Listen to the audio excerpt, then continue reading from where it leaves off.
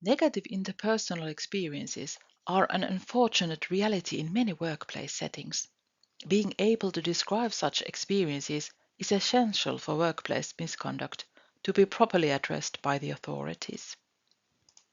Have you ever found yourself in a situation where you wanted to tell a third party about your negative interpersonal experiences but struggled to put them into words? Indeed, telling about your negative experiences at work is a sensitive matter. You may find it difficult to have your experiences recognized. You can be held accountable for the story you tell and its credibility. You're not merely telling a story, at the same time, you are managing your self presentation or doing face work in Irving Goffman's sense to gain the approval of others in the interaction. Overall, social moral aspects need to be negotiated in such situations. Can telling in such hazardous circumstances be emancipatory? In many cases, people lack the shared concepts that would allow them to clearly articulate their experiences. This gap in collective interpretive resources is what Miranda Fricker calls hermeneutical injustice, because different people or groups are not on equal footing in the possibilities to participate in generating social meanings, they risk becoming marginalized. Thus, it is not always easy to make our experiences shareable. Naming a negative experience can be profoundly empowering.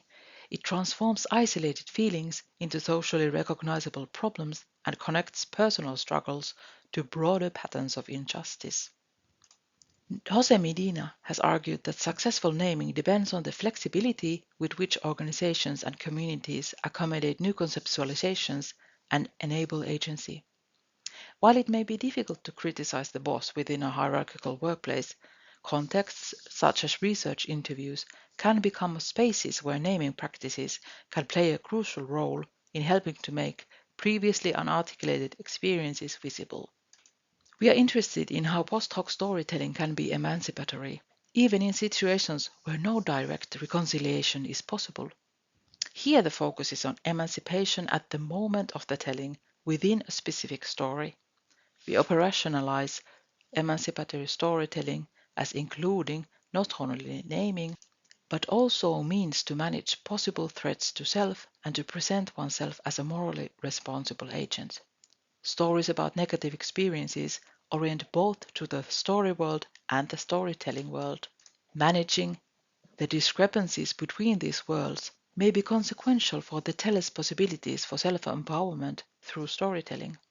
To understand the naming practices that emerge at the intersection of the story world and the storytelling world and their emancipatory potential, we use interview data from employees of a hierarchical workplace, focusing on their accounts of negative workplace experiences.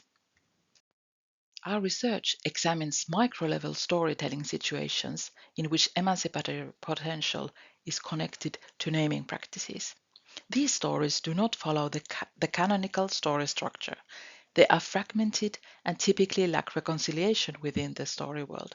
Yet, they draw on a range of narrative resources to support naming. Naming is important in managing accountability for negative experiences. By reading our work, you will learn more about how naming practices are shaped by managing discrepancies between the story world and the storytelling world, and the dependency on teller-recipient relationship. We show that contingent accountability agency relationships present key challenges for emancipatory storytelling.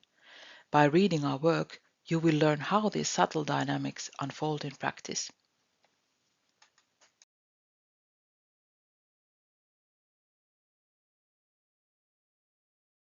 We invite you to explore our article, Emancipatory Potential of Naming, a study on church employees' personal stories of negative experiences. Thank you.